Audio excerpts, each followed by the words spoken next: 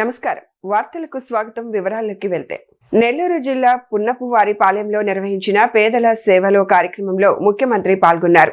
ప్రభుత్వ సంక్షేమ పథకాల అమలు ప్రజలకు అందుతున్న సేవలను ప్రత్యక్షంగా పరిశీలిస్తూ లబ్ధిదారులతో మమేకమయ్యారు. ఈ సందర్భంగా ముఖ్యమంత్రి ప్రభుత్వ లక్ష్యం ప్రతి అర్హత కుటుంబానికి సంక్షేమ ఫలాలు చేరవేయడమేనని అన్నారు. పేదల సంక్షేమానికి అత్యంత ప్రాధాన్యం ఇస్తూ పారదర్శకంగా ప్రభుత్వ పథకాలను అమలు చేస్తున్నామని తెలిపారు. ప్రజల సమస్యలను నేరుగా తెలుసుకుని వాటికి వేగంగా పరిష్కారాలు చూపించే దిశగా పేదల సేవలో కార్యక్రమం కొనసాగుతుందని పేర్కొన్నారు. ఈ రోజు మీరు గుర్తుపెట్టుకోవాల్సింది, నేను ఎప్పుడు ఎన్నో కార్యక్రమాలు చేస్తాను. మొదలు తారీఖు వస్తే మాత్రం నాలో ఎక్కడా లేని హుషారు వస్తుంది. దానికి కారణం పేదల సేవలో ఉండాలనే తపనే తప్ప ఇంకోటి కాదు. మీరందరూ ఒకటి గుర్తుపెట్టుకోవాలి, నేను కూడా బటన్ నొక్కచ్చు, కానీ నేను బటన్ నొక్కేవాడిని కాదు. ప్రజల్లో ఉండే వ్యక్తిని. నేను చేయడమే కాదు, సమాజంలో ఒక చైతన్యం తేవాలి. ఈరోజు నా పక్కన బంగారు కుటుంబాలు కూర్చున్నాయి, పెన్షన్దారులు కూర్చున్నారంటే వాళ్ళ జీవితాల్లో శాశ్వతంగా వెలుగు తేవాలనే ఉద్దేశంతోనే నేను ఇక్కడికి వచ్చాను. ఇంకొక పక్క మొదల తారీఖు వస్తే డబ్బులుండే వాళ్ళందరికీ కూడా గుర్తు రావాలి. సామాజిక బాధ్యత, మనందరి బాధ్యత. సమాజంలో పుట్టాం, సమాజం వల్ల పైకొచ్చాం. మనతో పుట్టిన వాళ్ళు ఇంకా చాలా మంది కనీస అవసరాలు లేక తీర్చుకోలేక ఇబ్బంది పడుతున్నారు. అందుకే నేను ఆలోచించేది, మొదల తారీఖున ఎమ్మెల్యేలు కానీ, ఎంపీలు కానీ, మంత్రులు కానీ, రాజకీయ పార్టీ నాయకులే కాకుండా అధికార యంత్రాంగాన్ని కూడా పంపిస్తున్నాను. భవిష్యత్తులో ఒకటే కోరుతున్నాను, సమాజంలో పైనుండే 10%, అట్టడుగు నుండి 20% ఎప్పుడూ అండగా ఉండాలి. ప్రభుత్వం బాధ్యత మేం చేస్తాం. ఈరోజు మీరు చూస్తే మొదలు తారీఖు వస్తే ఒక పండుగ వాతావరణం. వృద్ధులందరూ కూడా ఇంటి దగ్గర దర్జాగా ఉంటే తలుపు కొట్టి గుడ్ మార్నింగ్ చెప్పి వాళ్లకు డబ్బులు ఇచ్చే ఏకైక ప్రభుత్వం ఈ ప్రభుత్వం. వితంతువులు, దివ్యాంగులు 28 కేటగిరీలకు పెన్షన్ ఇస్తున్నాం. నేను ఎన్నికల ముందు చెప్పాను, ఒకే మాట చెప్పాను, నేను పెంచి పింఛనిస్తానని చెప్పి మాట నిలబెట్టుకున్నాం. ఇప్పటి వరకు 68,598 కోట్ల రూపాయలు మా పేదవాళ్లకు పంచామంటే అది నాకు తృప్తి. అనంతపురంలోని సెంట్రల్ యూనివర్సిటీలో నిర్వహించిన స్నాతకోత్సవ కార్యక్రమంలో రాష్ట్ర విద్యా ఐటీ శాఖల మంత్రి నారా లోకేష్ పాల్గొన్నారు. ఈ సందర్భంగా డిగ్రీలు పూర్తి చేసిన విద్యార్థులకు అభినందనలు తెలియజేస్తూ వారి భవిష్యత్తు విజయాలకు శుభాకాంక్షలు తెలిపారు. విద్యార్థులు జ్ఞానం, నైపుణ్యాలను పెంపొందించుకుని ప్రపంచ స్థాయిలో రాణించాలని మంత్రి నారా లోకేష్ ఆకాంక్షించారు. విద్యా సాంకేతిక రంగాలకు రాష్ట్ర ప్రభుత్వం అత్యంత ప్రాధాన్యం ఇస్తోందని, యువతకు నాణ్యమైన విద్యతో పాటు మెరుగైన ఉపాధి అవకాశాలు కల్పించే దిశగా చర్యలు తీసుకుంటుందని పేర్కొన్నారు. రాష్ట్ర అభివృద్ధిలో యువత కీలక పాత్ర పోషించాలని మంత్రి పిలుపునిచ్చారు. Honourable president of India Shrimati Droupadi Murmuji, honourable governor Shri S Abdul Nazeer గారు, honourable finance minister Payala Keshav గారు, chancellor doctor Shankar Acharyaji, vice chancellor professor SA Koriji, distinguished guests, esteemed faculty, proud parents and my dear graduating students, andarki na namaskaram. Today as I look at this hall filled with young graduates, I do not see students receiving degrees. I see a generation ready to shape Bharat. Every generation is remembered for something. This generation has the opportunity to build our future. This is your time. This is your opportunity. Never allow your background to define your future. Let your dreams, your hard work and your character define who you become. It is a great honor to be present at the first convocation of the Central University of Andhra Pradesh. Every convocation is special, but the first convocation is forever historic. Degrees are awarded every year. History is written only once.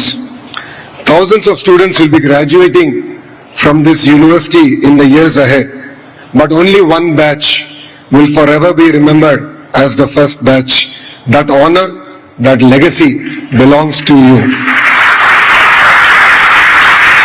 మాజీ ముఖ్యమంత్రి వైఎస్ఆర్సీపీ అధినేత YS Jaganmohan Reddy press meet నిర్వహించారు. ఈ సందర్భంగా రాష్ట్రంలోని ప్రస్తుత రాజకీయ పరిస్థితులు, ప్రజా సమస్యలు, ప్రభుత్వ పాలనపై ఆయన స్పందించారు. ప్రజల సంక్షేమం, అభివృద్ధి అంశాలపై తమ పార్టీ వైఖరిని వివరించిన జగన్మోహన్ రెడ్డి ప్రభుత్వ నిర్ణయాలు, అమలు జరుగుతున్న పథకాలపై విమర్శలు చేశారు.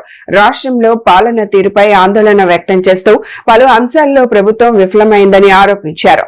రాబోయే రోజుల్లో ప్రజల సమస్యలపై మరింత బలంగా పోరాటం చేస్తామని ఆయన స్పష్టం చేశారు. ఆంధ్రప్రదేశ్ పేరు చెబితే ఈ రాష్ట్రంలో ఏ ఇంటైనా కూడా చర్చ జరిగిన అంశాలు ఏమిటి అనంటే సంక్షేమం గురించి, అభివృద్ధి గురించి, విద్య, వైద్యం, వ్యవసాయం, పరిపాలనా రంగాల్లో విప్లవాత్మక సంస్కరణలు, ప్రజలకు జరిగిన మంచి గురించి ప్రతి ఇంట్లో కూడా చర్చ జరిగేది. 2 ఏళ్ల కిందట ఏ ఇంట్లో అయినా కూడా చర్చ జరిగేటి ఏదైనా ఉంటే ఈ అంశాల మీద చర్చ జరిగేది. చంద్రబాబు నాయుడు గారి పరిపాలన వచ్చిన తర్వాత ఇవాళ ఏ ఇంట్లో అయినా కూడా చర్చ ఏ అంశాల మీద జరుగుతూ ఉన్నాయి అనంటే రెడ్ బుక్ రాజ్యాంగం, కస్టోడియల్ డెత్స్, చంపేసిన తర్వాత శవాన్ని మాయం చేయడం, ఇక్కడి నుంచి మొదలెడితే చంద్రబాబు చేసిన సూపర్ 6, సూపర్ 7ల మోసాలు, ఆయన చెప్తా ఉన్న అబద్ధాలు, ఆయన చేస్తా ఉన్న టాపిక్ డైవర్షన్స్, వీటికి సంబంధించిన చర్చే ఈరోజు ప్రతి ఇంట్లో కూడా ఈరోజు జరుగుతూ ఉంది.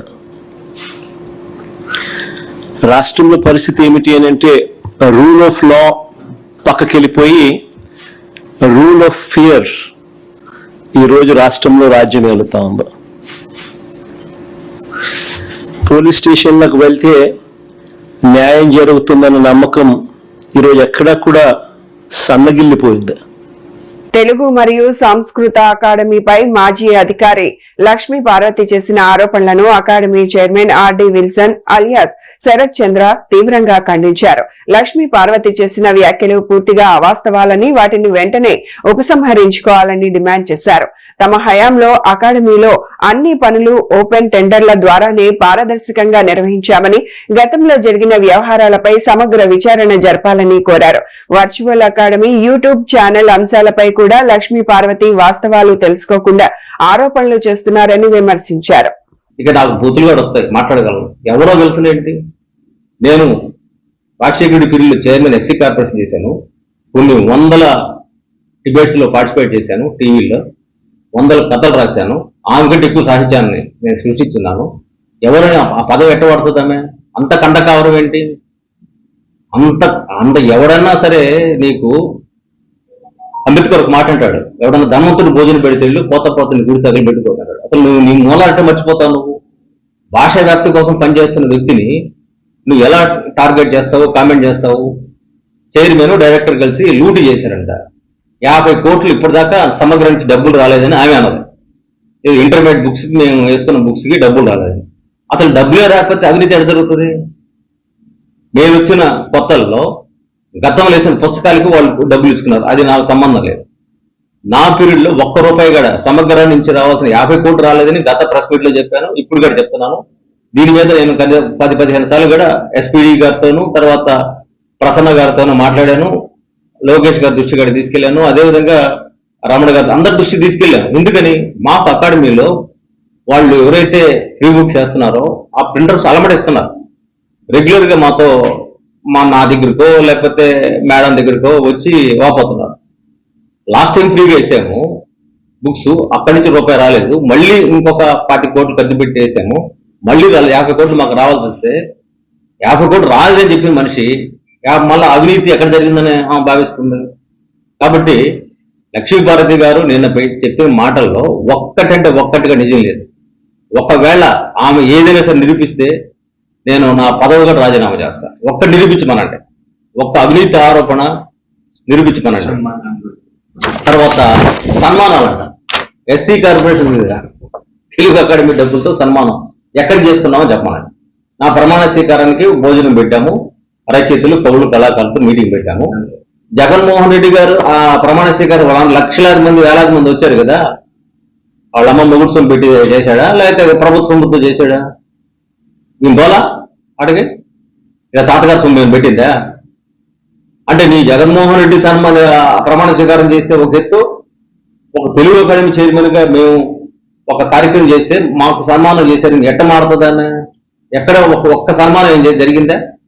మాకు అభిమానులు కార్యకర్తలు ఎక్కడ చిన్న మీటింగ్ పెట్టుకొని ఒక పూలదండ వేస్తారు. నేను వ్యక్తిగతంగా నా దగ్గరికి వచ్చే వాళ్ళకి ఊరికాడ పూలదండ తేవద్దు, చాలు తేవద్దు ఓపెన్ గా చెప్తుంటాం. మాకు సన్మానాలు అవసరం ఏంటి? మాకు భాష బతకాలి, భాషను బతికించాలి. ఇది కదా మా కాన్సెప్ట్. నువ్వు తెలుగు అకాడమీ చైర్మన్ గా ఉండి ఎక్కడైనా తెలుగు సాహిత్యం బతకడానికి ఏం చేసావా? మేము తెలుగు అకాడమీ చైర్మన్ కూడా తెలుగు బతికించాలనుకుంటున్నాము, సాంస్క్రిట్ బతికించాలనుకుంటున్నాం.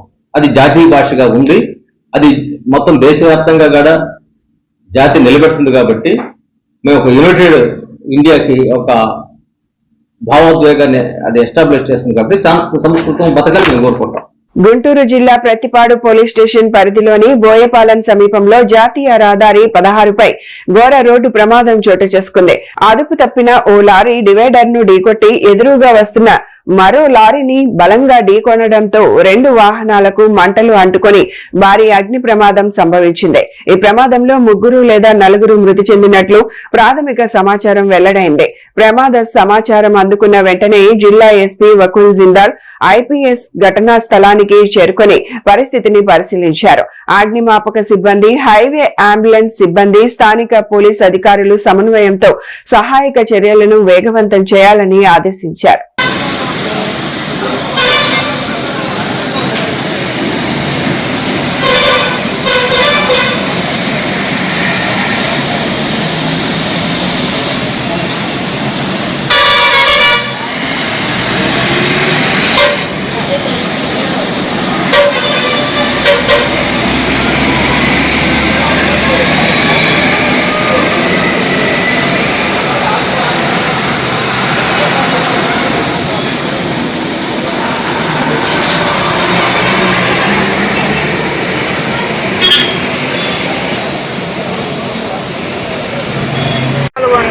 అవి పట్టుకొని రావచ్చు.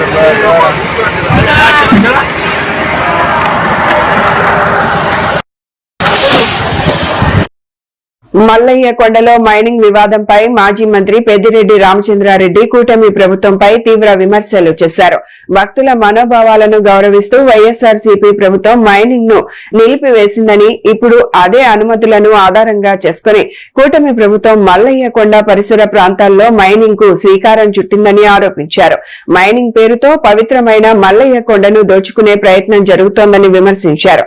మల్లయ్య కొండ అభివృద్ధికి వైఎస్ఆర్సీపీ ప్రభుత్వం సుమారు 20 కోట్లు ఖర్చు చేసి రోడ్లు, విద్యుత్, తాగునీరు, ఆలయ జీర్ణోద్ధరణ వంటి సౌకర్యాలు కల్పించిందని తెలిపారు. ఆ రోజు దాని మీద దుష్ప్రచారం చేసి ఈ రోజు వాళ్ళు ₹1 కూడా దాని మీద ఆదాయం రాకుండా అక్రమంగా వాళ్ళ నాయకులు, కార్యకర్తలు దోచుకునే పరిస్థితి ఏర్పడింది. మరి ఎన్నికల ముందు మన జిల్లాలో, ముఖ్యంగా చిత్తూరు ఉమ్మడి జిల్లాలో ఆ రోజు చాలా పెద్ద ఎత్తున ప్రచారం చేశారు.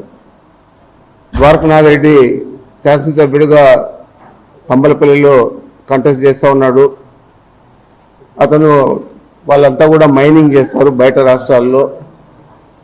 వాళ్ళు కనుక వస్తే తప్పకుండా ఈ ముక్కంటి కొండలు 3 కొండలు ఉన్నాయి, ఎర్రకొండ, ఇనుపుకొండ, అదేవిధంగా సాధుకొండ, మల్లయ్యకొండ.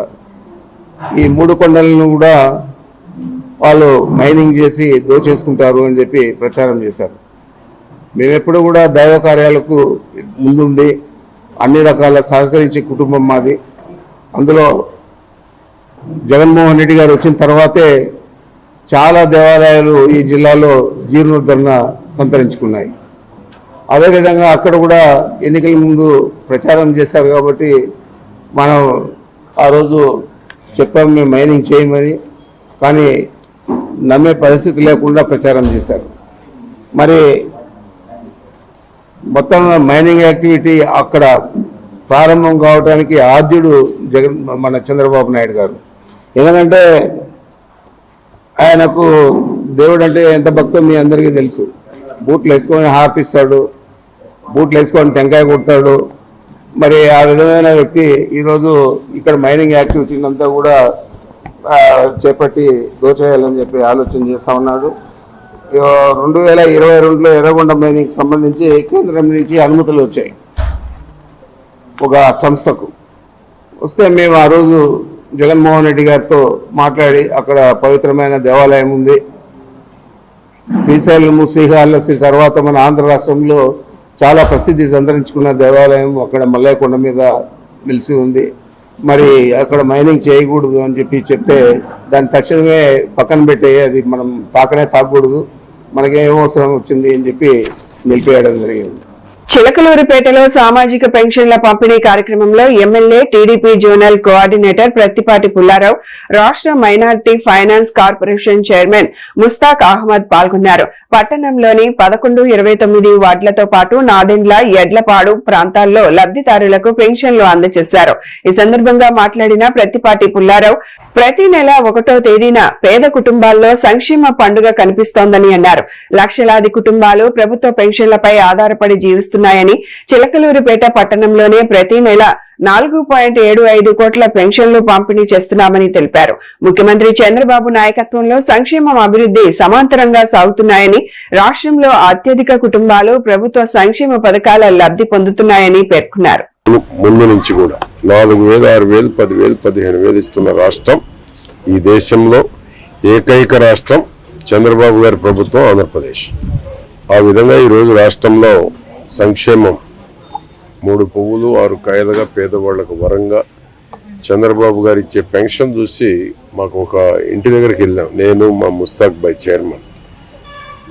ఈ పెన్షన్ తోటే మా కుటుంబం మొత్తం గడుస్తుందండి, ఇంకే పనికి పోలేమని చెప్పారు. ఆ విధమైనటువంటి పరిస్థితులు ఈరోజు రాష్ట్రంలో 65 లక్షల కుటుంబాలకి చాలా వరకు కార్డులు ఉందే మొత్తం 1,40,00,000 ఈ రాష్ట్రంలో 1,50,00,000 65 లక్షల కుటుంబాలకు పెన్షన్ వెళ్తుంది.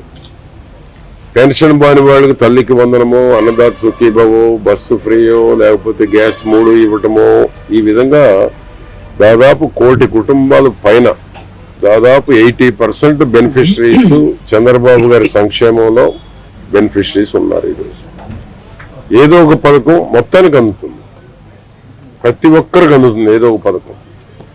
అది ఈరోజు ఈ ప్రభుత్వం యొక్క గొప్పతనం.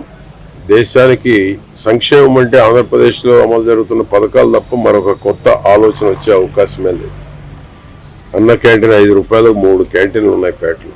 ఎటు తిరిగినా కూడా 5 రూపాయలకు భోంచేయచ్చు.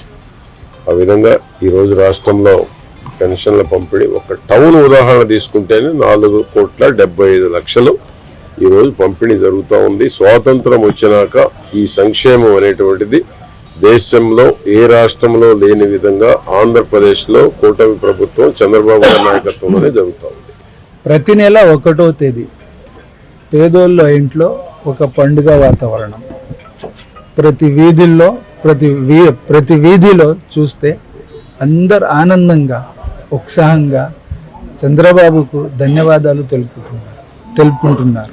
ఈరోజు ముఖ్యంగా మన గౌరవ చిలకలూరుపేట శాసనసభ్యులు ప్రత్తిపాటి పుల్లారావు గారితో నిన్న కాల్ చేసి సార్ మీ దగ్గర పెన్షన్ చేయడానికి నేను వస్తున్నాను, విజయవాడలోనే ఉన్నాను, తప్పకుండా రండి అని చెప్తే ఈరోజు వచ్చాను.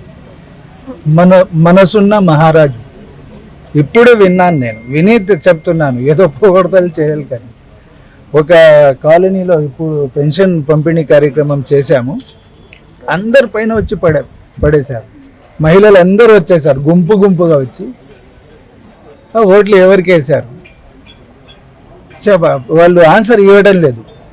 అయితే కూడా ఒక పెద్ద మనసుతో మీరు ఓట్లు ఎవరికైనా వేయండి, నా బాధ్యత, నేను ఇక్కడ ఉన్న ఎమ్మెల్యే, మీ కాలనీకి వాటర్ కానీ, రోడ్లు కానీ, పక్క రోడ్లు కానీ, ఇంకా ఏదైనా స్కూల్స్ కానీ లేకుంటే నేను పెట్టిస్తాను. మన కుటుంబం, మన పార్టీ, మన ప్రభుత్వము, నేను ఓట్లు వేశారా లేదా అని చూసి మనం సంక్షేమం చేయము, అభివృద్ధి చేయము. అందరికీ అభివృద్ధి కావాలి, ప్రతి ఒక్కరికి సంక్షేమం అందజేయాలని మన లక్ష్యం అని చెప్పిన గొప్ప వ్యక్తి. నేను ఇప్పుడే విన్నాను, ఒక 10 minutes బిఫోర్. తో అలాగే చంద్రబాబు గారు దేశవ్యాప్తంగా ఏ రాష్ట్రంలో కూడా ఇంత పెద్ద స్థాయిలో పేదోళ్ళకి అండగా నిలబడి ఏ ప్రభుత్వం కూడా దేశంలో ఎక్కడ ఏ రాష్ట్రంలో కూడా ఇంత పెద్ద స్థాయిలో పెన్షన్ పంపిణీ కార్యక్రమం చేసేది ఏకైక ప్రభుత్వం, కూటమి.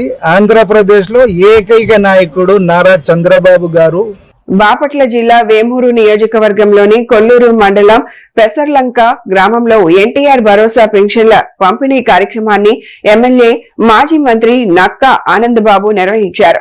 అర్హులైన లబ్ధిదారుల ఇళ్లకు స్వయంగా వెళ్లి పెన్షన్లను అందజేశారు. ఈ సందర్భంగా మాట్లాడిన నక్కా ఆనందబాబు వృద్ధులు, వితంతువులు, దివ్యాంగులు సహా అర్హులైన ప్రతి ఒక్కరికి ప్రతి నెల ఎలాంటి ఇబ్బందులు లేకుండా ఎన్టీఆర్ భరోసా పెన్షన్లు అందిస్తున్నామని తెలిపారు. ప్రతి అర్హత కలిగిన కుటుంబానికి ప్రభుత్వ సంక్షేమ ఫలాలు చేరేలా కూటమి ప్రభుత్వం చిత్తశుద్ధితో పనిచేస్తోందని పేర్కొన్నారు. రెగ్యులర్గా జరిగే ప్రోగ్రాం 1వ తేదీన రాష్ట్ర వ్యాప్తంగా జరుగుతూ ఉంది. దానిలో భాగంగా వేమూరు నియోజకవర్గంలో వృద్ధులు, వితంతువులు, వికలాంగులందరికీ ఈ కూటమి ప్రభుత్వం ఎంతో ప్రతిష్టాత్మకంగా నిర్వహిస్తున్నటువంటి ప్రోగ్రాంలో ఇది ఒక గొప్ప కార్యక్రమం. సంవత్సరానికి 33,500 కోట్ల రూపాయల పెన్షన్ మీద ఖర్చు పెడుతున్నటువంటి ఏకైక రాష్ట్రం భారతదేశంలో ఆంధ్రప్రదేశ్ రాష్ట్రం. చంద్రబాబు నాయుడు గారి నాయకత్వం కూటమి ప్రభుత్వం అని చెప్పడానికి నేను చాలా గర్వపడుతున్నాను. ఎందుకంటే అసలు ఈ పెన్షన్ స్కీమ్ 30 రూపాయల పెన్షన్ స్కీమ్ పథకం మొదలుపెట్టిందే తెలుగుదేశం పార్టీ ఆవిర్భావం. ఇదే పెన్షన్ని 1000 రూపాయలు చేసాం, 2000 చేసాం, 4000. ఈ 3 కూడా చంద్రబాబు నాయుడు గారే పెంచాడు. 1000 ఆయనే పెంచాడు, 2000కి ఆయన బాగా తీసుకెళ్ళాడు. ఇవాళ 4000 రూపాయల పెన్షన్ కూడా చంద్రబాబు నాయుడు గారు. ఘనత తెలుగుదేశం పార్టీది, ప్రభుత్వాన్ని. ఇవాళ ఉద్యోగస్తులకి 1వ తేదీ కొద్దిగా లేట్ అయినా ఈ పెన్షన్లు మాత్రం వృద్ధులు, వితంతువులకి, వికలాంగులకి ఇచ్చే పెన్షన్ మాత్రం ఎక్కడా కూడా ఆగటానికి వెళ్ళింది. సామాజిక పెన్షన్ బాధ్యతగా ప్రభుత్వం పనిచేస్తూ ఉంది. దీంతో పాటు అన్ని కార్యక్రమాలు కూడా ఇచ్చిన హామీలన్నీ అమలు చేసుకుంటూ ముందుకెళ్తా ఉన్నాం. ఇవాళ రాష్ట్ర ఆర్థిక పరిస్థితి అస్తవ్యస్తంగా ఉంది. సర్వనాశనం చేసే వ్యవస్థలన్నీ కూడా పాడైపోయింది. అభివృద్ధి పూర్తిగా కుంటుపడిపోయింది గత 2 ఏళ్ల క్రితం. అన్నీ చూస్తూ ఉన్నాము. మళ్ళీ అభివృద్ధి మొత్తం కూడా గాడిలో పెట్టి శరవేగంగా ముందుకు తీసుకెళ్తా ఉన్నాం. మీరు ఎక్కడన్నా చూడండి, గ్రామాల్లో కానీ పట్టణాల్లో కానీ అభివృద్ధి కార్యక్రమాలు, రోడ్ల నిర్మాణం కానీ, రైతు కానీ, రైతాంగానికి సంబంధించి కాలువలు, నీటిపారుదల సౌకర్యాలు కానీ ఏ విధంగా జరుగుతున్నాయి. గత 5 ఏళ్ళు జగన్మోహన్ రెడ్డి అధికారులు ఉన్నప్పుడు అవన్నీ కూడా వదిలేశారు. ఏదో 4 పట్టణంలో చూడాలనుకునేటువంటి పరిస్థితుల్లో ఇవాళ ఆ సంక్షేమం అనేది మ్యాండేట్గా తీసుకొని ఎటు ఇస్తాం, అభివృద్ధి ఉండాలి, భవిష్యత్తు ఆలోచనలు ఉండాలనే ఒక ఆలోచనతో యువతరానికి ప్రధానంగా ఉద్యోగ ఉపాధి అవకాశాలు కల్పిస్తున్నారు. ఈ పారిశ్రామికీకరణ రాష్ట్రానికి చేసి ఇవాళ 23 లక్షల కోట్ల పెట్టుబడులతో ఇవాళ పరిశ్రమలు రాబోతుంది ఆంధ్రప్రదేశ్ రాష్ట్రం. ఇది ఒక గొప్ప మలుపు. ఇన్ని రకాలుగా కష్టపడి ముందుకు తీసుకెళ్తున్నటువంటి ఈ ప్రభుత్వాన్ని, పార్టీని ప్రజలందరూ కూడా మంచి మనసుతో వెన్నంటి నిలవాలని చెప్పి సందర్భంగా కోరుకుంటున్నాను. పెన్షన్తో పాటు ఈరోజు నేను కొల్లూరు మండలంలో పెన్షన్ కార్యక్రమంలో పాల్గొన్నాం. నుంచి వేమూరు మండలంలో ఇవాళ అంగవైకల్యం, ఫిజికల్లీ డిజేబుల్డ్ పర్సన్స్కి, ఛాలెంజ్డ్ పర్సన్స్కి ఇవాళ ఉచితంగా ఈ motor cycles tricycles, motor cycles ఇచ్చేటటువంటి కార్యక్రమం కూడా 7 మందికి మన నియోజకవర్గంలో పంపిణీ చేశాం. అదేవిధంగా స్పోర్ట్స్ పెన్షన్ కూడా సబ్సిడీ అందించడం జరిగింది. రైతాంగానికి సంబంధించి సబ్సిడీ మీద సీడ్ పంపిణీ కూడా ఈరోజు చేయడం జరిగింది. పూర్తిగా రైతాంగం అత్యధిక శాతం ఉన్నటువంటి వేమూరు నియోజకవర్గం రైతులకు అవసరమైనటువంటి అన్ని చర్యలు కూడా తీసుకుంటూ ప్రభుత్వం చెప్పి ఈ సందర్భంగా గుర్తు చేస్తూ ఈ కార్యక్రమంలో పాల్గొన్నటువంటి నాయకులు, అధికారులు అందరూ కూడా అభినందనలు తెలియజేస్తున్నారు. జూన్ 30న విజయవాడ ధర్నా చౌక్ లో ఆంధ్రప్రదేశ్ రైతు సంఘం, ఆంధ్రప్రదేశ్ కౌలు రైతు సంఘం ఆధ్వర్యంలో రాష్ట్రంలో రైతులు ఎదుర్కొంటున్న ఇబ్బందులపై పండించిన పంటలకు గిట్టుబాటు ధర కల్పించడానికి డిమాండ్ చేస్తూ భారీ ధర్నా నిర్వహించారని సిపిఐ రాష్ట్ర కార్యదర్శి వర్గ సభ్యుడు జంగాల అజయ్ కుమార్ తెలిపారు. గుంటూరులోని మల్లయ్యలింగం భవన్ లో బుధవారం ఆయన మాట్లాడుతూ ఈ కార్యక్రమానికి సిపిఐ సంపూర్ణ మద్దతు ప్రకటించడంతో పాటు రైతులకు అండగా ధర్నాలో పాల్గొన్నట్లు చెప్పారు. రాష్ట్ర వ్యాప్తంగా వేలాది మంది రైతులు, కౌలు రైతులు ధర్నాలో పాల్గొని తమ నిరసనను వ్యక్తం చేశారని పేర్కొన్నారు. నమస్కారం. నిన్న అంటే జూన్ 30వ తేదీన ఆంధ్రప్రదేశ్ రైతు సంఘం, ఆంధ్రప్రదేశ్ కౌలు రైతు సంఘం ఈ రాష్ట్రంలో రైతులు అనుభవిస్తున్నటువంటి ఇబ్బందుల్ని, తాము పండించిన పంట గిట్టుబాటు ధర కావాలని డిమాండ్ చేస్తూ విజయవాడ ధర్నా చౌక్ దగ్గర కార్యక్రమాన్ని నిర్వహించడం అనేది జరిగింది. ఈ కార్యక్రమానికి సిపిఐ సంపూర్ణమైనటువంటి మద్దతు ప్రకటించడంతో పాటు ఆ రైతులకు అండగా ఆ ధర్నాలో పాల్గొనడం కూడా జరిగింది. ఈ సందర్భంగా రాష్ట్ర వ్యాప్తంగా వేలాది మంది రైతులు, కౌలు రైతులు పాల్గొని తమ యొక్క నిరసనని వ్యక్తం చేయడం అనేది జరిగింది. అయితే చంద్రబాబు నాయుడు ప్రభుత్వం అత్యంత దుర్మార్గంగా మేము ముఖ్యమంత్రి కార్యాలయానికి రాయబారం అనేటటువంటి కార్యక్రమాన్ని పెట్టుకొని నెల రోజుల నుంచి రిక్వెస్ట్ చేస్తా ఉన్నప్పటికీ అనుమతి ఇవ్వకపోగా ముందుకు సాగుతున్నటువంటి కార్యకర్తల్ని పిడిగుద్దులతోటి, లాఠీలతోటి ఇబ్బంది పెట్టడం అనేది దారుణమైనటువంటి విషయం. ప్రజా ఉద్యమాల మీద, ముఖ్యంగా ఆయా వర్గాల ప్రజల సమస్యల మీద ఆయా వర్గ ప్రజలు ఉద్యమించేటప్పుడు తాత్కాలికంగా లాఠీలు ఆపగలవేమో కానీ దీర్ఘకాలం ఆపలేమనే విషయాన్ని తెలియజేస్తా ఉన్నాం. ఇవాళ అందరికంటే ఎక్కువ నరక యాత్రలు అనుభవిస్తున్నటువంటి రైతాంగం పక్షాన సిపిఐ ముందుండి పోరాటం చేస్తా ఉన్నది. భవిష్యత్తులో ఎట్టి పరిస్థితుల్లో ముఖ్యమంత్రి కార్యాలయాన్ని ముట్టడించి తీరుతామని నిన్న జరిగినటువంటి సభలోనే మేము ప్రకటించాం. ఆ వైపున రైతాంగులందరూ కూడా సిద్ధం కావాలని సిపిఐగా విజ్ఞప్తి చేస్తా ఉన్నాం. కాకినాడ జిల్లా జగ్గంపేట మండలం రామవరం గ్రామంలోని రంగవల్లి నగర్ లో స్వాతంత్ర సమరయోధుడు అల్లూరి సీతారామరాజు, విప్లవ వీరుడు షహీద్ భగత్ సింగ్, కామ్రేడ్ రంగవల్లి అక్క విగ్రహాల ఆవిష్కరణ కార్యక్రమం ఘనంగా జరిగింది.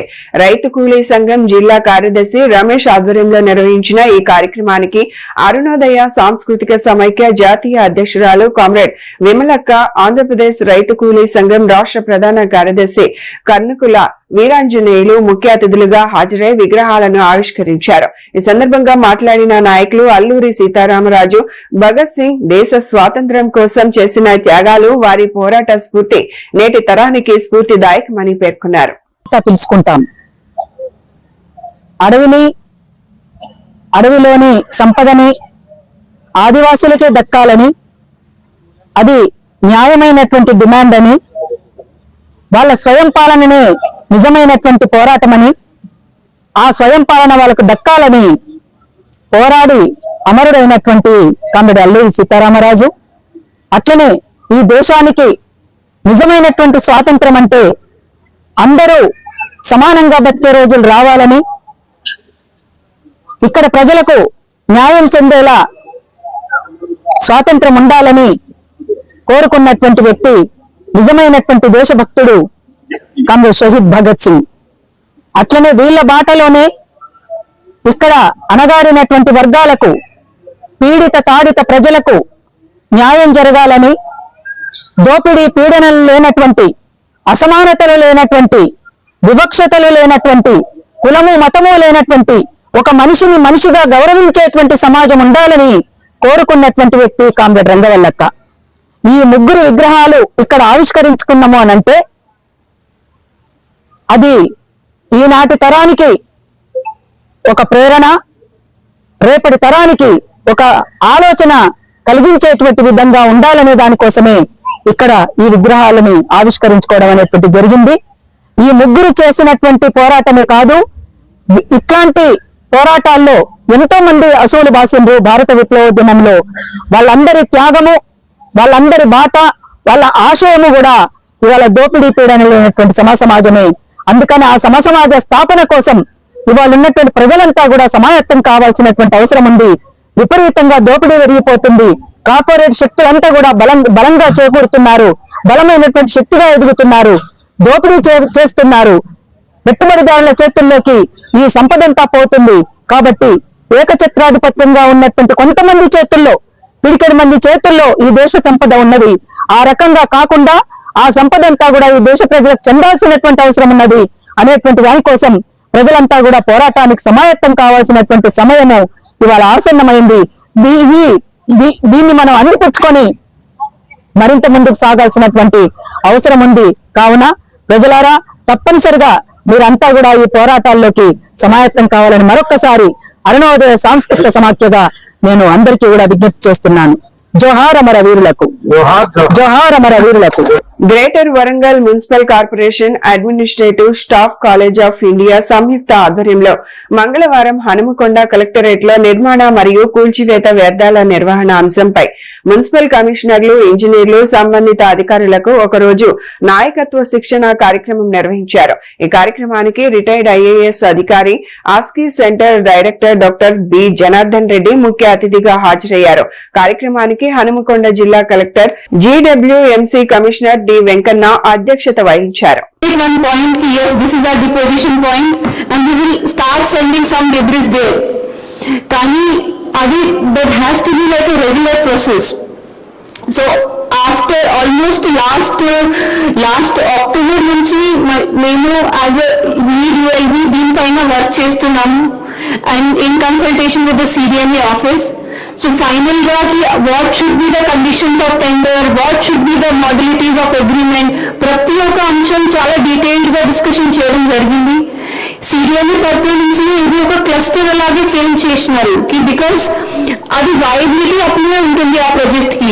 Only when that much quantity of construction waste is available. If the quantity of waste available is very less, the project is not having that viability. It will not be lucrative for any person to come. అంతా discussion చేసిన తర్వాత ఈ agreements అంతా, ఈ project అంతా finalise చేయడం జరిగింది. Now it is ready to start, the work is ready to start. Site కూడా డెసిగ్నేషన్ చేసి వాళ్ళకి సైట్ కూడా హ్యాండ్ ఓవర్ చేయడం జరిగింది. ల్యాండ్ లీజ్ కూడా సైన్ చేయడం జరిగింది. They had decided that they will be starting the work from first week of July and their deadline is 6 months period. So by the end of the December, our target is that from 1st of January we can start it. సమాజానికి డాక్టర్లు అందిస్తున్న అమూల్యమైన సేవలను, వారి నిస్వార్థ అంకిత భావాన్ని గుర్తించి గౌరవించడం ప్రతి ఒక్కరి బాధ్యత అని రాజ్యసభ మాజీ సభ్యులు, కాంగ్రెస్ పార్టీ రాష్ట్ర media chairman doctor Narreddy Tulasireddy అన్నారు. జాతీయ వైద్యుల దినోత్సవం సందర్భంగా 48 సంవత్సరాలుగా వేంపల్లిలో ప్రజలకు వైద్య సేవలు అందిస్తున్న ఎంబీబీఎస్ వైద్యుడు డాక్టర్ ఎస్ఎఫ్ బాషాను శాలువాతో ఘనంగా సన్మానించారు. ఈ కార్యక్రమంలో తులసిరెడ్డి సతీమణి నర్రెడ్డి అలివేలమ్మ, పులివెందుల నియోజకవర్గ సమన్వయకర్త ధ్రువ కుమార్ రెడ్డి, పలువురు కాంగ్రెస్ నాయకులు పాల్గొన్నారు. ఈరోజు జూలై 1వ తేదీ నేషనల్ డాక్టర్స్ డే, జాతీయ వైద్యుల దినోత్సవం. భారత ప్రభుత్వం 1991 నుంచి జూలై 1వ తేదీని నేషనల్ డాక్టర్స్ డేగా ప్రకటించడం జరిగింది.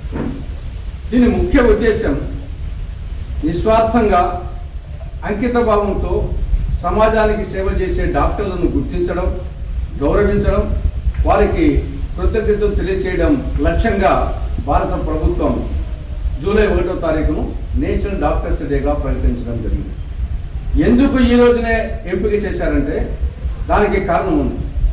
ప్రముఖ వైద్యుడు, స్వాతంత్ర సమర యోధుడు, భారతరత్న బిరుదాంకితుడు, 14.5 సంవత్సరాల పాటు పశ్చిమ బెంగాల్ రాష్ట్రానికి ముఖ్యమంత్రిగా పనిచేసిన ప్రముఖ వైద్యుడు డాక్టర్ బిసి రాయ్. ఆయన జయంతి రోజు ఈరోజే, వర్ధంతి రోజు ఈరోజే. 1882 జూలై 1న పుట్టాడు. 1962 జూలై 1 తారీఖున పరమపదించాడు. ఆయన జయంతి, వర్ధంతి రెండు కూడా సంవత్సరాలు వేరు, కానీ నెల తేదీ ఒకటి, జూలై 1వ తారీఖున. ఆయన గౌరవార్థము, ఆయన జ్ఞాపకార్థము ఈ రోజును నేషనల్ డాక్టర్స్ డేగా ప్రకటించడం జరిగింది. డాక్టర్లు మన పెద్దలు ఎప్పుడో చెప్పారు, ఆరోగ్యమే మహాభాగ్యమని. అప్పిచ్చువాడు వైద్యుడు ఎప్పుడు ఎడతెగక పారు ఏడు ద్విజుడు చొప్పడిన ఊరనుండుము చొప్పడుకున్నట్టు ఊరు చొరకును సుమతిని 400 సంవత్సరాల క్రితమే సుమతి శతకారుడు భజన వైద్యుని యొక్క ప్రాముఖ్యతను గురించి చిన్న సుమతి పద్యంలో చెప్పాడు. అందుకోసమే వైద్యో నారాయణో హరి అంటారు. వైద్యుని భగవంతుడితో సమానం అంటారు. అటువంటి వైద్యుల యొక్క సేవలను గుర్తించి గౌరవించి కృతజ్ఞత తెలియజెప్పేందుకే ఈరోజు నిర్ణయించడం జరిగింది. వేంపల్లె ఇప్పుడంటే కొంచెం పట్టణంగా ఉంది. వేంపల్లె 40-45 సంవత్సరాల క్రితం ఒక చిన్న పల్లెటూరు. అటువంటి పల్లెటూరులో డాక్టర్ ఎస్ఎఫ్ బాసా గారు ఈ ఊర్లో పుట్టి, ఈ ఊర్లో చదివి డాక్టర్ అయ్యి మళ్ళా 48 సంవత్సరాలుగా 4 సంవత్సరాలు ప్రాక్టీస్ పెట్టి మళ్ళా నగరాలకు పట్టణాలకు వెళ్ళిపోయే రోజు. అలాంటిది 48 సంవత్సరాలుగా ఇక్కడనే ప్రజలందరికీ అందుబాటులో ఉంటూ ఈ యొక్క వైద్య సేవలు అందిస్తున్నారు. ఆయనే కాకుండా ఆయన కుటుంబ సభ్యులు అనేక మంది డాక్టర్లు, వారు కూడా వేంపల్లె ఈ యొక్క పరిసర పల్లెల ప్రజానీకానికి, గ్రామీణ ప్రజానీకానికి వైద్య సేవ అందిస్తున్నారు. కాబట్టి అందుకోసం ఈరోజు కాంగ్రెస్ పార్టీ ఈ విధంగా 45 సంవత్సరాలుగా గ్రామీణ ప్రజానీకానికి, సమాజానికి ఈ యొక్క వైద్య సేవలు అందిస్తున్నటువంటి భాషా గారిని గౌరవించడం మాకు సంతోషకర కారణంగా భావిస్తూ వారిని ఈరోజు సన్మానించడం జరుగుతూ ఉంది. ఎస్ఐఆర్ 2026లో భాగంగా ఎన్యూమరేషన్ ఫారాల డిజిటలైజేషన్ ను వెంటనే పూర్తి చేయాలని వైఎస్ఆర్ కడప జిల్లా కలెక్టర్ డాక్టర్ శ్రీధర్ చెరుకూరి ఆదేశించారు. జూలై 4-5 తేదీల్లో ప్రత్యేక క్యాంపులు నిర్వహించి ప్రక్రియను వేగవంతం చేయాలని సూచించారు. ప్రతి ఇంటికి ఫారాల పంపిణీ 100% పూర్తి చేసి ఓటర్ల మ్యాపింగ్ ను త్వరితగతిన పూర్తి చేయాలని అధికారులకు దిశానిర్దేశం చేశారు.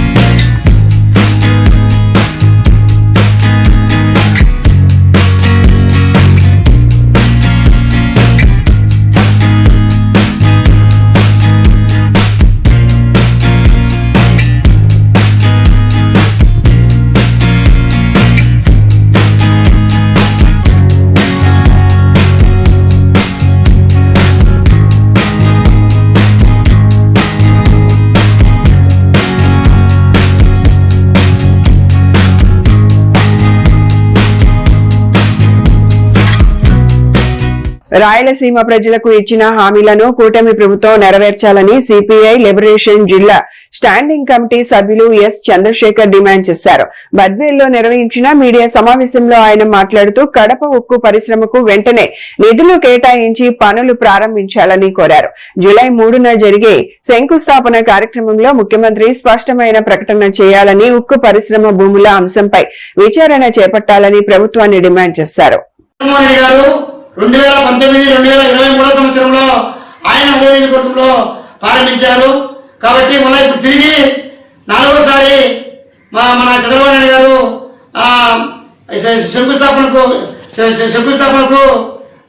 శంకుస్థాపనకు నాయడానికి ఈరోజు ఆయన రావడం జరుగుతుంది. కేవలం శంకుస్థాపనలకే పరిమితం కాకుండా దీన్ని పూర్తి స్థాయిగా ఏర్పాటు చేయాలని చెప్పేసి డిమాండ్ చేస్తున్నాము. కడప ఈ శంకుస్థాపన రాళ్లను శంకుస్థాపన రాళ్ళు కడప ప్రజలతో పాటు రాయలసీమ జిల్లాలో ఉన్నటువంటి నిరుద్యోగ యువతను ఈ రాళ్ళు ఎక్కిరిస్తున్నాయి. కాబట్టి దీన్ని దృష్టిలో పెట్టుకొని పూర్తి స్థాయిలో ఉక్కు ఫ్యాక్టరీని ఏర్పడేందుకు ఖచ్చితంగా దీనికి మరి శంకుస్థాపన ఫలితం కాకుండా దీనికి నిధులు కేటాయించాలని చెప్పేసి డిమాండ్ చేస్తున్నాము. దాంతోపాటు ఎందుకంటే నిరుద్యోగ వృత్తి ఇస్తామని చెప్పిన కానీ ఇంతవరకు నిరుద్యోగ వృత్తి ఇచ్చినటువంటి దాఖలాలు లేవు. ఈరోజు ఉక్కు ఫ్యాక్టరీ రావడం వల్ల ఇక్కడ కడప జిల్లాతో పాటు రాయలసీమ జిల్లా 3 రాయలసీమ 4 జిల్లాలో ఉన్నటువంటి నిరుద్యోగ యువత వలసలు పోకుండా లేదా ఆత్మహత్య చేసుకోకుండా ఆగుతాయి. దీన్ని దృష్టిలో పెట్టుకొని పూర్తి స్థాయిలో నిధులు కేటాయించి 2 సంవత్సరాల లోపు దీన్ని పూర్తి చేస్తే మళ్ళా మీకు అధికారంలోకి వచ్చేసరికి అవకాశం ఉంటుంది. దాంతోపాటు గత సంవత్సరం వారం లోపు శంకుస్థాపన చేస్తామని చెప్పి ఇప్పటికీ 1.5 సంవత్సరం దాటుతున్నప్పటికీ సంవత్సరం పూర్తి చేసుకొని 1.5 సంవత్సరం జరుగుతున్నప్పటికీ ఈరోజు శంకుస్థాపనకు రావడం ఇప్పటికైనా శుభపరిణామం. అయితే ఎందుకంటే ఆ రోజు ఎన్నికల్లో కడప ఉక్కు ఫ్యాక్టరీని ప్రారంభించి శంకుస్థాపన చేసి ప్రారంభిస్తాం తొందరలోనే అంటేనే ఈ నియోజకవర్గంలో 10,000 పిల్లలు తప్ప ఈ జిల్లాలో 10,000 పిల్లలు తప్ప మిగతా అన్ని నియోజకవర్గాల్లో కూటమి ప్రభుత్వానికి అధికారాన్ని ఇచ్చారు. కాబట్టి ఇప్పటికైనా కానీ నిరుద్యోగ యువత కింద నీళ్లు తల్లకుండా పూర్తి స్థాయిలో దీనిని పూర్తి స్థాయిలో మొదలుపెట్టి దాన్ని పూర్తి చేస్తే రాబోయే ఎన్నికల్లో మరొక మారు ఈ కడప జిల్లా ప్రజలు మీకు పట్టబెట్టడానికి అవకాశం ఉంటుంది. కాబట్టి ఇది కేవలం శంకుస్థాపనకే పరిమితం కాకుండా పూర్తి స్థాయిలో నిధులు కేటాయించి దీన్ని త్వరగా ఇలా చంద్రబాబు ముఖ్యమంత్రి ఉన్న కాలంలోనే దీన్ని ప్రారంభించాలని చెప్పేసి మేము డిమాండ్ చేస్తున్నాము, అభిప్రాయపడుతున్నాము. ఆ రకంగా ప్రారంభిస్తే ఆయన్ను అభినందిస్తామని చెప్పేసి తెలియజేస్తున్నా. చంద్రశేఖర్, సిపిఐఎం రిప్రజెంటేషన్, జిల్లా స్టాండింగ్ కమిటీ మెంబర్. అన్నమయ్య జిల్లా రాయచోటి పట్టణంలోని శ్రీ భద్రకాళి సమేత వీరభద్రస్వామి ఆలయంలో స్వామివారి కళ్యాణ మహోత్సవం అంగరంగ వైభవంగా నిర్వహించారు.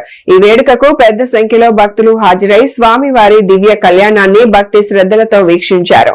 ఈ సందర్భంగా వేద పండితులు స్వామివారి కళ్యాణం విశిష్టతను భక్తులకు వివరించారు. అనంతరం వేద మంత్రోచ్చారణల నడుమ శ్రీ భద్రకాళి సమేత వీరభద్ర స్వామివారి కళ్యాణోత్సవాన్ని నేత్ర పర్వంగా నిర్వహించారు. తరువాత ఆలయ ప్రాంగణంలో ఉత్సవ మూర్తులకు పల్లకి సేవ నిర్వహించారు.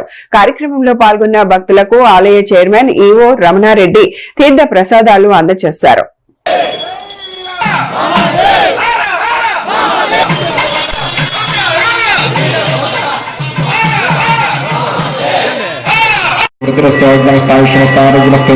స్వస్థస్తు స్వస్థిరంగరాస్తు గరసమృద్రస్తు వేదసమృద్రస్తు శాస్త్ర సమృద్ధస్తు పుత్ర సమృద్ధస్తు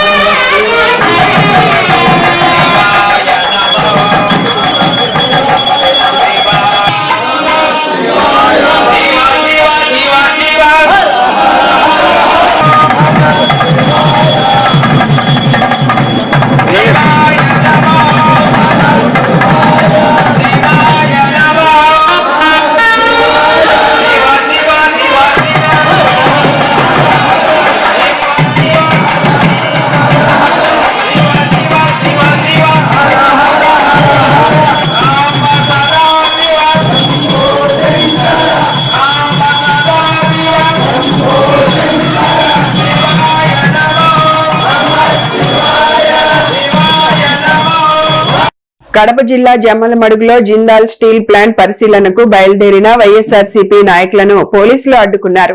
మాజీ సీఎం వైఎస్ జగన్మోహన్ రెడ్డి హయాంలో ప్రారంభమైన జిందాల్ స్టీల్ ప్లాంట్ పనులను పరిశీలించేందుకు పార్టీ నేతలు జమ్మలమడుగు వైఎస్ఆర్సీపీ కార్యాలయంలో సమావేశమై అక్కడి నుంచి బయలుదేరారు. అయితే పట్టణంలోని నారాపుర వెంకటేశ్వర స్వామి ఆలయం సమీపంలో ఉన్న వైఎస్ఆర్ విగ్రహం వద్ద పోలీసులు వారిని నిలువరించారు. ఈ సందర్భంగా కొంతసేపు ఉద్రిక్త పరిస్థితులు నెలకొన్నాయి. ఈ కార్యక్రమంలో మాజీ ఉప ముఖ్యమంత్రి అంజద్ బాషా, మాజీ మంత్రి సాకే శైలజనాథ్, పార్టీ జిల్లా అధ్యక్షుడు పి రవీంద్రనాథ్ రెడ్డి, మాజీ ఎమ్మెల్యేలు శెట్టిపల్లె రఘురామిరెడ్డి, రాచమల్లు శివప్రసాద్ రెడ్డి, ఎమ్మెల్యే దాసరి సుధా, ఎమ్మెల్సీలు రామసుబ్బారెడ్డి, గోవిందరెడ్డి, రామచంద్రారెడ్డి తదితరులు పార్టీ నాయకులు, కార్యకర్తలు పాల్గొన్నారు.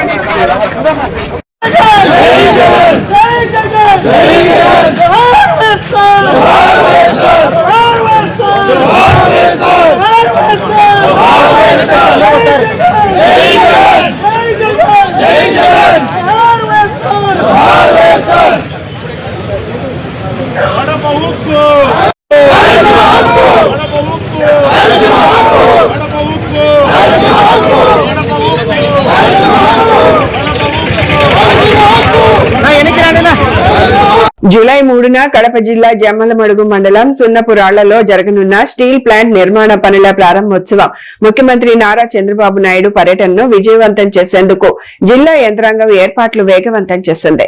జిల్లా కలెక్టర్ డాక్టర్ శ్రీధర్ చెరుకూరి అధికారులతో కలిసి సమీక్ష నిర్వహించి పలు కీలక ఆదేశాలు జారీ చేశారు. జిల్లా సచివాలయంలో నిర్వహించిన సమీక్ష సమావేశంలో జిల్లా కలెక్టర్ డాక్టర్ శ్రీధర్ చెరుకూరి, జిల్లా SP Shelke Nachiket Vishwanath, joint collector doctor Nidhi Meena, నగర కమిషనర్ భావనతో పాటు ఇతర అధికారులు పాల్గొన్నారు. జూలై 3న ముఖ్యమంత్రి నారా చంద్రబాబు నాయుడు, కేంద్ర ఉక్కు సహాయ మంత్రి, పలువురు కేంద్ర మంత్రులు జిల్లాకు రానున్న నేపథ్యంలో అన్ని శాఖల సమన్వయంతో పనిచేయాలని కలెక్టర్ ఆదేశించారు.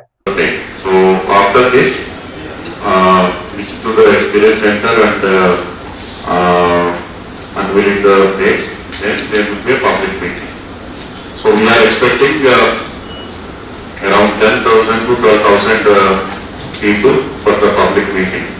So public meeting will be around 1.5 hour to 1 hour 45 minutes.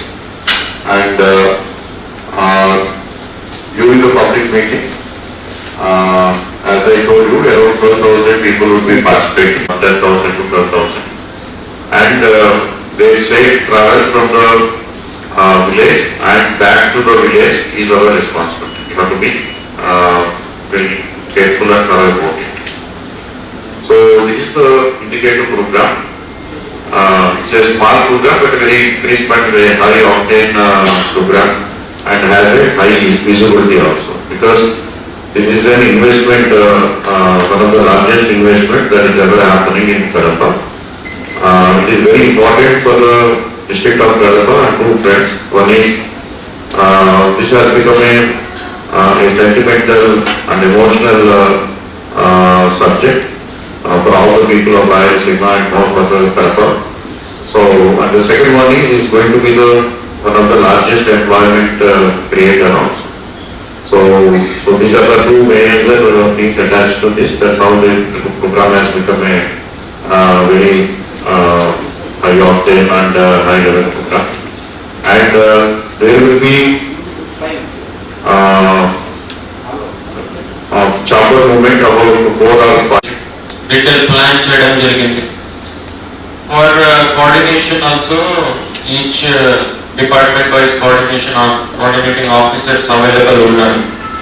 Few points I would like to discuss. First అయితే traffic plan. అంటే సార్ చెప్పినట్లు only limited access routes available ఉన్నాయంట. దీంట్లో కూడా we're expecting at least 8 or 9 VIPs travelling by road. అట్లా VIPs travelling by road ఉంటే ఒక separate road for VIPs earmark చేయడం జరిగింది. ఫర్ జనరల్ పబ్లిక్ బస్సెస్ ఒక సెపరేట్ రూట్ ఇయర్ మార్క్ చేయడం జరిగింది. అక్కడ ఒక ఆర్చ్ ఉంది, ఆఫీసర్ సర్వీస్, ఆ ఆర్చ్ నుంచి కామన్ రూట్ ఉంది. Similarly boundary wall, just opposite boundary wall parking place ఉంది. ఇప్పుడే ఫర్ ఎవ్రీబడీస్ ఇన్ఫర్మేషన్ ప్లాన్ ఏముందంటే there is first car parking ఉంటుంది, తర్వాత బస్ పార్కింగ్ ఉంటుంది, తర్వాత అక్కడ ఒక గేట్ ఉంది ఎంట్రీ టు జేఎస్డబ్ల్యూ, అక్కడ క్యాంప్ సైట్ ఉంది, అక్కడ ఓన్లీ ఎంఐపి వెహికల్ అలౌడ్ ఉంది. సో ఎవరైనా హెలిప్యాడ్ డిస్ట్రిబ్యూషన్ ఎలా ఉందంటే హెలిప్యాడ్ ఏరియా, ఇక్కడ కమెన్స్మెంట్ ఆఫ్ వర్క్ ఏరియా, తర్వాత ఇంటరాక్షన్ ఏరియా, ఆ area is MIP area designation. So ఎవరైనా అక్కడ రావాలంటే they should have MIP vehicle pass as well as MIP personal pass. So without MIP vehicle pass, without MIP personal pass, it will be difficult to come to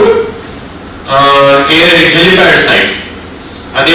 So passes issuing authorities and DSP గారు coordinate చేయండి. కడప జిల్లా రాజంపేట మండలం గుండ్లూరు సమీపంలో జరిగిన road ప్రమాదంలో 9 మంది గాయపడ్డారు. Tata AC తుఫాన్ వాహనాలు ఢీకొనడంతో 2 డ్రైవర్లతో పాటు పలువురు ప్రయాణికులు గాయపడగా 3 పరిస్థితి విషమంగా ఉన్నట్లు సమాచారం. రాజంపేట మండలం గుండ్లూరు పెట్రోల్ బంక్ వద్ద బుధవారం ఈ ప్రమాదం చోటు చేసుకుంది. రాజంపేట వైపు వెళ్తున్న టాటా ఎస్ వాహనం తిరుమల నుంచి బ్రహ్మంగారి మఠం వైపు వెళ్తున్న తుఫాన్ వాహనం ఎదురెదురుగా ఢీకొన్నాయి. ఈ ప్రమాదంలో 2 వాహనాల డ్రైవర్లతో పాటు టాటా ఎస్ లో ప్రయాణిస్తున్న 7గురికి గాయాలయ్యాయి. గాయపడిన వారిలో మహిళలు, చిన్నారులు కూడా ఉన్నారు.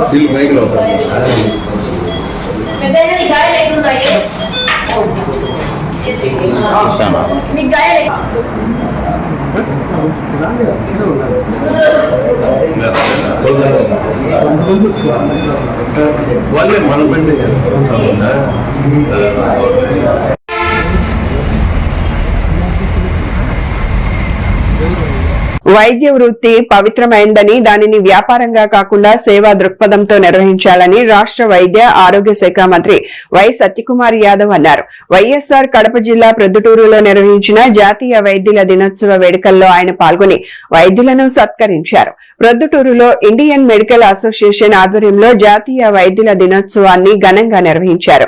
ముఖ్య అతిథిగా హాజరైన మంత్రి మాట్లాడుతూ పేద ప్రజలకు సేవాభావంతో వైద్య సేవలు అందించాలని వైద్యులకు పిలుపునిచ్చారు.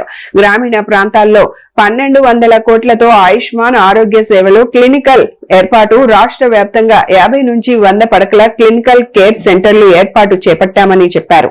1200 మంది వైద్యుల పోస్టులను భర్తీ చేసి బదిలీలు, నియామకాల్లో పారదర్శకత పాటిస్తున్నామని వెల్లడించారు. జాతీయ వైద్యుల దినోత్సవం సందర్భంగా ఆంధ్రప్రదేశ్ లో అదేవిధంగా దేశవ్యాప్తంగా ఉంటున్న వైద్యులందరికీ కూడా శుభాకాంక్షలు తెలియజేస్తున్నాను. వైద్య వృత్తి చాలా పవిత్రమైన వృత్తి.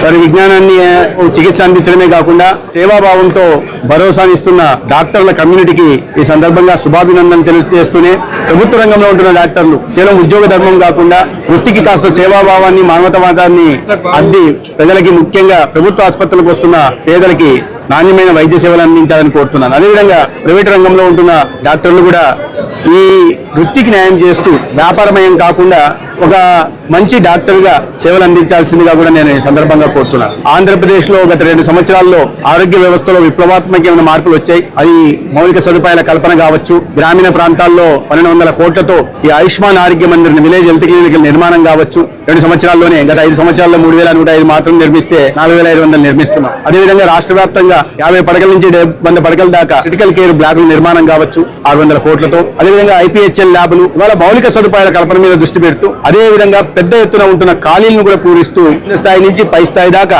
12,000 ఉద్యోగాల కల్పన కూడా వైద్య విద్య రంగంలో గత 2 సంవత్సరాల్లో అందించడం జరిగింది. అదేవిధంగా ఒక పారదర్శకతకి పెద్దపీట వేస్తూ ట్రాన్స్ఫర్ల విషయంలో గానీ లేదా నియామకాల విషయంలో గానీ ఎటువంటి అవకతవకలు అవినీతి అవకాశం లేకుండా వాళ్ళ చంద్రబాబు నాయుడు గారి నాయకత్వంలో, ముఖ్యమంత్రి గారి నాయకత్వంలో పాలన రాష్ట్రంలో కొనసాగుతా ఉంది. అదే సందర్భంలో అనేక రకాలైన సంస్కరణలు కూడా రాష్ట్రంలో తీసుకురావడం జరిగింది. ఈ ప్రధానంగా ఈ నివారణ చర్యల మీద ప్రధానంగా దృష్టి పెట్టి, ఎందుకంటే రియాక్టివ్ క్యూరేటివ్ అప్రోచ్ నుంచి ప్రిడిక్టివ్ ప్రివెంటివ్ వెల్నెస్ అప్రోచ్ దిశగా రాష్ట్ర వైద్య వ్యవస్థ వెళ్తున్న నేపథ్యంలో ముఖ్యమంత్రి గారు తీసుకెళ్తున్న క్రమంలో ఇవాళ నివారణ మీద పెద్దపీట వేస్తూ యోగా ఆయుష్ వ్యవస్థను కూడా పటిష్టం చేస్తున్నాం. దాంట్లో భాగంగా గత 5 సంవత్సరాల్లో 19-24 మధ్య ఒక పైసా కూడా ఆయుష్ మీద ఖర్చు పెట్టకపోతే కూటమి ప్రభుత్వం 2 సంవత్సరాల్లో 250 కోట్లు కేంద్ర ప్రభుత్వం నుంచి స్టేట్ యాన్యువల్ యాక్షన్ ప్లాన్ కింద తీసుకోవడం జరిగింది. దాంట్లో భాగంగా నా నియోజకవర్గమైన ధర్మవరంలో 70 కోట్లతో ఒక ఆయుర్వేద మెడికల్ కాలేజ్, అదేవిధంగా సొంత ఊరైన పొద్దుటూరులో 70 కోట్లతో ఒక యునాని మెడికల్ కాలేజ్, అదేవిధంగా ఉప ముఖ్యమంత్రి పవన్ కళ్యాణ్ గారి నియోజకవర్గంలో 70 కోట్లతో ఒక ఆయుర్వేద కాలేజ్, విశాఖపట్నంలో 70 కోట్లతో ఒక ఈ నేచురోపతి హాస్పిటల్ కూడా ప్రారంభించడం, అదేవిధంగా అమరావతి ప్రాంతంలో central institute for yoga and naturopathy, regional institute for yoga and naturopathy కూడా ప్రారంభించుకోవడం, అదేవిధంగా కేంద్ర ప్రభుత్వాన్ని ఏదైతే all India institute of medical sciences లాగా all India institute of Ayurveda కాలేజీలు వస్తున్నాయో ఆంధ్రప్రదేశ్ కూడా మంజూరు చేయాల్సిందిగా కోరడం జరిగింది. ఒకవైపు ఆరోగ్య వ్యవస్థను పటిష్టపరుస్తూ నాన్ కమ్యూనికబుల్ డిసీజెస్ కూడా ప్రధానంగా దృష్టి పెట్టి ఇవాళ ప్రజలు బారిన పడకుండా ఇవాళ ఒక ప్రొయాక్టివ్ గా ఉంటూ ఈ లైఫ్ స్టైల్ చేంజెస్ కూడా ఈ సంజీవని డిజిటల్ హెల్త్ ప్లాట్ఫామ్ ద్వారా అందించే ప్రయత్నం చేస్తున్నాం. రెండో వైపు క్యాన్సర్ కూడా పెద్దపీట వేస్తూ క్యాన్సర్ వ్యవస్థల్ని పటిష్టపరుస్తూ కర్నూలులో గానీ లేదా కడపలో గానీ లేకపోతే అనంతపూర్లో గానీ విశాఖపట్నంలో గానీ ఇవాళ కాంప్రహెన్సివ్ క్యాన్సర్ సెంటర్ ఏర్పాటు, గుంటూరులో లెవెల్ 1 క్యాన్సర్ స్టేట్ కూడా సెంటర్ కూడా ప్రారంభించుకోవడం జరిగింది. వీటిని ప్రధానంగా దృష్టి పెట్టి సమాజంలో ఉంటున్న వ్యక్తులు ఎవరైతే ఈ నాన్ కమ్యూనికబుల్ డిసీజెస్ తో బాధపడుతున్నారో వారిని గుర్తించి వారి డిసీజ్ ప్రొఫైల్ తయారు చేసి దానికి అనుగుణంగా వారికి నాణ్యమైన వైద్య సేవల్ని అందించే దిశగా, అదేవిధంగా ఒక నివారణ చర్యలు తీసుకునే దిశగా కూడా ఇవాళ రాష్ట్రంలో ముఖ్యమంత్రి చంద్రబాబు నాయుడు గారి నాయకత్వంలో కూటమి ప్రభుత్వం పనిచేస్తాం. ఓటర్ల జాబితా ప్రత్యేక సమగ్ర సవరణ ఎస్ఐఆర్ 2026లో భాగంగా చేపట్టిన ఇంటింటి సర్వేను నాణ్యతతో పారదర్శకంగా పూర్తి చేయాలని భారత ఎన్నికల సంఘం డిప్యూటీ ఎన్నికల కమిషనర్ పవన్ కుమార్ శర్మ అధికారులను ఆదేశించారు. ఢిల్లీ నుంచి రాష్ట్రంలోని అన్ని జిల్లాల కలెక్టర్లతో నిర్వహించిన వర్చువల్ సమీక్షలో డిప్యూటీ ఎన్నికల కమిషనర్ పవన్ కుమార్ శర్మ ప్రత్యేక ఓటర్ల సర్వే పురోగతిని సమీక్షించారు. బిఎల్ఓలు క్షేత్రస్థాయిలో ఇంటింటికి వెళ్లి సర్వేను సమర్థంగా నిర్వహించాలని, ఓటర్ల మ్యాపింగ్ లో ఎలాంటి పొరపాట్లు, సాంకేతిక సమస్యలు తలెత్తకుండా జాగ్రత్తలు తీసుకోవాలని సూచించారు. ఈ సమావేశంలో జిల్లా ప్రత్యేక అధికారి టిఎస్ చేతన్, జిల్లా కలెక్టర్ డాక్టర్ శ్రీధర్ చెరుకూరి పాల్గొన్నారు.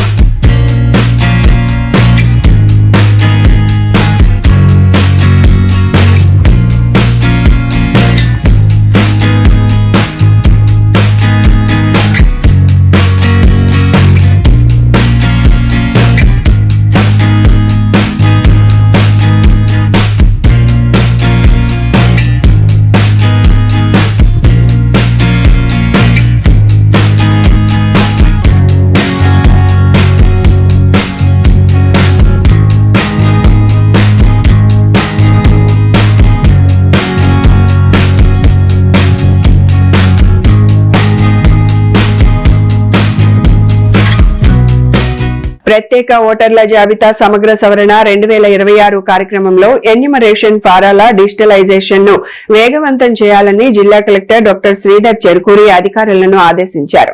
జూలై 4-5 తేదీల్లో ప్రత్యేక శిబిరాలు నిర్వహించాలని సూచించారు.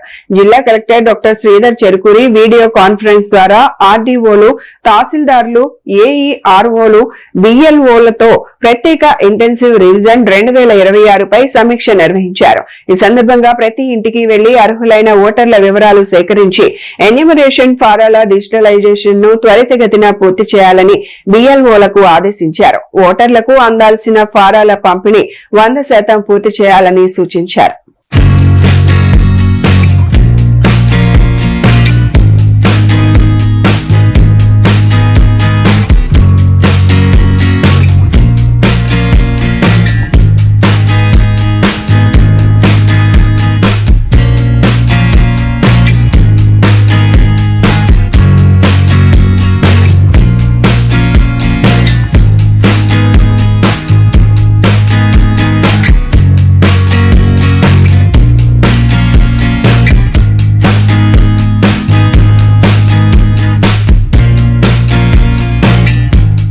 జమ్మలమడుగులో స్టీల్ ప్లాంట్ పరిశీలనకు వెళ్తున్న వైఎస్సార్ కాంగ్రెస్ పార్టీ నాయకులను పోలీసులు అడ్డుకోవడంతో ఉద్రిక్తత నెలకొంది. మాజీ సీఎం వైఎస్ జగన్మోహన్ రెడ్డి హయాంలో ప్రారంభమైన ప్రాజెక్టుకు ఇప్పుడు క్రెడిట్ తీసుకునేందుకు ప్రభుత్వం ప్రయత్నిస్తోందని వైసీపీ నేతలు ఆరోపించారు. స్టీల్ ప్లాంట్ పరిశీలనకు బయలుదేరిన వైఎస్సార్ కాంగ్రెస్ పార్టీ నాయకులను పోలీసులు అడ్డుకున్నారు. ఈ సందర్భంగా మాజీ డిప్యూటీ సీఎం అమ్జద్ బాషా మాట్లాడుతూ మాజీ ముఖ్యమంత్రి YS Jaganmohan Reddy steel plant కు భూమి పూజ చేసి పనులు ప్రారంభించారని, ఇప్పుడు అదే ప్రాజెక్టును మళ్లీ ప్రారంభిస్తున్నట్లు ప్రభుత్వం ప్రచారం చేస్తోందని విమర్శించారు.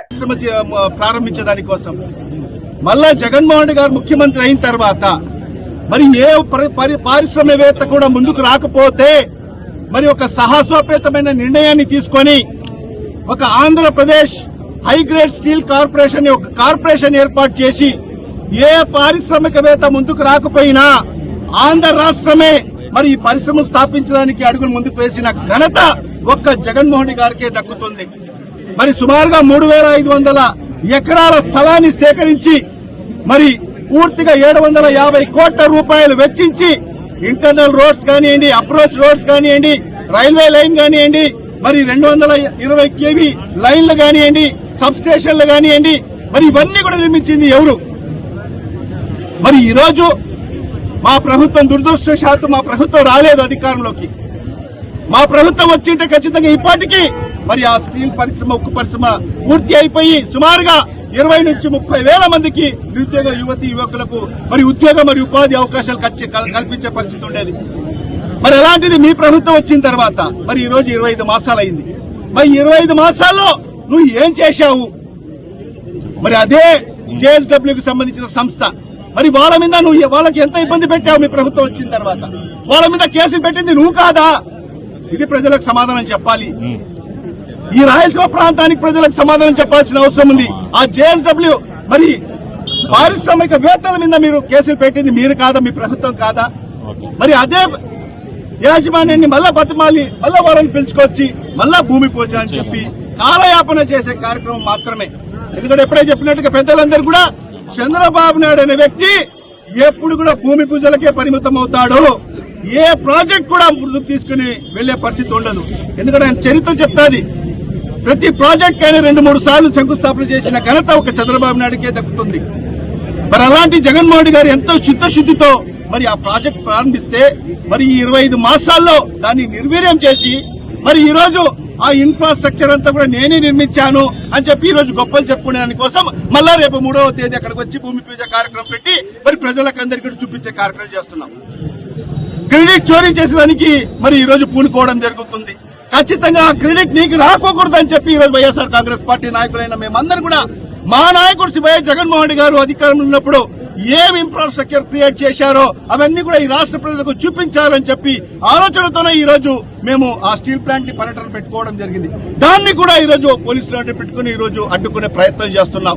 అంటే పోలీసులను పెట్టుకుని మరి ఈ రోజు ఈ ప్రభుత్వం నడుస్తుంది. పోలీసు లేకపోతే ఈ ప్రభుత్వం లేదు అని స్పష్టంగా తెలుస్తున్న పరిస్థితి. అసలు ప్రజాస్వామ్యం ఉందా? ప్రజాస్వామ్యంలో ఎవరైనా నిరసన తెలిపే హక్కు ఉంటుంది, ఎవరైనా అడిగే హక్కు ఉంటుంది. మరి అలాంటి ఎవరైనా ప్రశ్నించే వాళ్ళ కొంతన్ని కూడా నొక్కే ప్రయత్నం జరుగుతా ఉంది ఈ రాష్ట్రంలో. ఖచ్చితంగా దీనికి మూల్యం ఖచ్చితంగా చెల్లించుకోక తప్పదని చెప్పి కూడా ఈ సందర్భంగా తెలియజేసుకుంటున్నాను. ఈ వార్తలు ఇంతతో సమాప్తం. నమస్కారం.